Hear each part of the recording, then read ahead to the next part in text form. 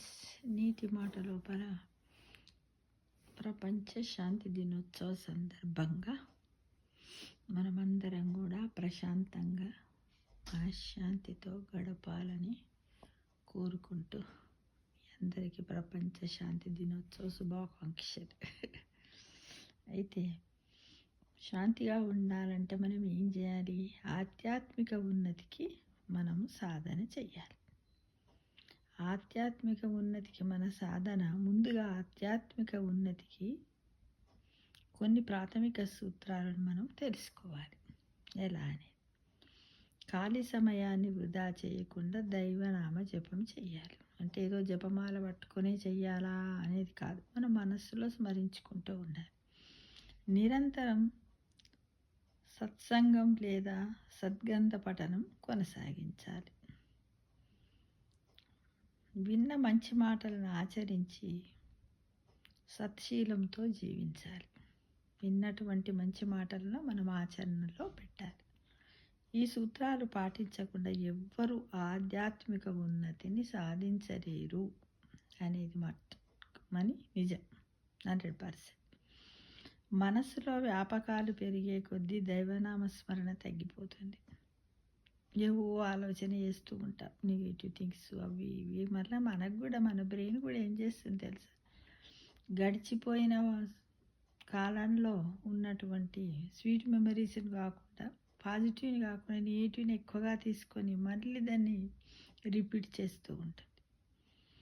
అలాంటివి తగ్గించుకోవాలంటే 100 వ్యాపకాలలో దైవనామస్మరణ ఒకటైతే దైవ దర్శనము సులభ సాధ్యము అవుతుంది. కాదు అన్న మాట లేనే లేదు. ఏ వ్యాపకాన్నైనా ఏ విషయాన్నైనా సంతోషంగానో దుఃఖంగానో ముగుస్తుంది. ఎలా ఉంటాయి సుఖ దుఃఖాలు రెండు కూడా క్లోజ్ ఫ్రెండ్స్, ఒకదాని ఇంకొకటి వెన్నంటి ఉంటూ ఉంటాయి. అలా ఉంటేనే కదా మనము కూడా కొంతవరకు చేయగలుగుతాం. లేకపోతే అమ్మో మనమేం తక్కువ కాదు కదా. అయితే తప్పకుండా ఇలా చేసినట్టయితే సుఖ దుఃఖాలతోటే ముగుస్తుంది. నిజానికి సంతోషము దుఃఖము క్షణిక అనుభవాలు, అంటే ఒక ఫ్రాక్షన్ ఆఫ్ సెకండ్లోనే వస్తూ ఉంటాయి, పోతూ ఉంటాయి.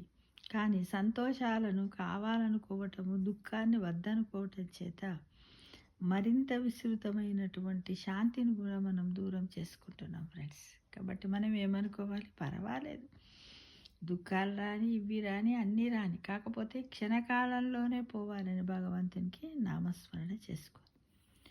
ప్రతి పనిలోనూ త్రికరణ శుద్ధి అలవడితే మనస్సు నిరంతరం వర్తమానంలో ఉంటుంది. త్రికరణ శుద్ధి అంటే ఏంటిది? మనస్సు, ఆత్మ, బుద్ధి మూడు ఒకదానితోటొకటి అవినాభావ సంబంధాన్ని, సత్సంబంధాన్ని కలిగి ఉన్నప్పుడే మనం దీన్ని సాధించగలుగుతాం. అలా ఉన్న మనస్సుకు ఆశ, కోరిక, సంతోషము, దుఃఖము ఏవైనా క్షణికానుభవాలే అవుతాయి. అందుకే వర్తమానంలో ఉన్న మనస్సు తన స్వరూపమైన శాంతిని అఖండంగా అనుభవించగలుగుతుంది అనేది అక్షరాల సత్యం. ఆ అఖండ శాంతి కోసమే మనము ఆధ్యాత్మిక సాధన చెయ్యాలి. ఈ ఆధ్యాత్మిక సాధన చేసినట్టయితేనే కొన్ని నియమాలు పెట్టుకొని, అయితే ఇవన్నిటికి కూడా ఇవన్నీ సాధన కావాలి అంటే ఏదో కూర్చుంటే అయ్యేది కాదు.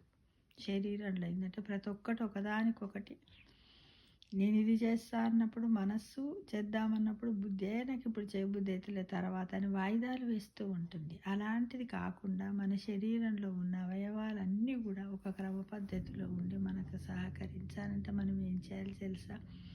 పాతకాలమునే లేచి ఎక్సర్సైజులు, యోగా, ధ్యానము, వాకింగ్, పుస్తక పఠనము అన్నీ చేస్తూ ఉండాలి ఫ్రెండ్స్. అప్పుడే మనము దీన్ని సాధించగలుగుతాం. ప్రపంచంలో శాంతిగా ఉండే వాళ్ళలో మనం కూడా ఒకరిగా మిగులుతామనేది నా ఒపీనియన్ ఫ్రెండ్స్. కాబట్టి ఇదంతా చిన్న విషయం కాదు. సాధన చేయంగా సాధనమున్న పనులు సమకూరు ధరలో అని అంటారు కదా.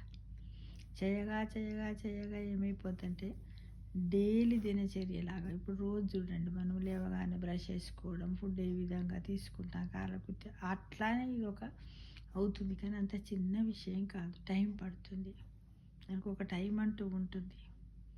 100% చేయకున్నా కనీసం ఒక 60-70 వరకు రీచ్ అయినా పర్వాలేదు. B+లో ఉంటా అనేది నా ఉద్దేశం ఫ్రెండ్స్. కాబట్టి ప్రతి ఒక్కరం ట్రై చేయడంలో తప్పు లేదు. ఏది చెయ్యాలనే దైవ నిర్ణయం కావాలి. ఆ భగవంతుడు మనల్ని ఈ 2025లో మనందరికీ ఆ శక్తిని ప్రసాదించి ఆశీర్వదించి ప్రపంచ శాంతి దినోత్సవ సందర్భంగా ప్రతి ఒక్కరం ఒక రోజులో కనీసం ఒక 70% మనం శాంతిగా ఉండగలిగేటట్టు మన మనస్సును, బుద్ధిని, ఆత్మను త్రికరణ శుద్ధిగా ఆచరణలో పెట్టినట్టయితే మన లైఫ్ స్పాన్ పెరుగుతుంది. మనం ఉండగలుగుతామనేది ఒక నమ్మకం మట్టుకు నాకు అనిపిస్తుంది. సాధన చేస్తే సాధించలేదంటూ ఏదీ లేదు. మార్గము మనసుంటే మార్గం ఉండకపోదు కదా. దాన్ని మనం అందరం పాటిద్దామా ఫ్రెండ్స్? ఓకే మరి.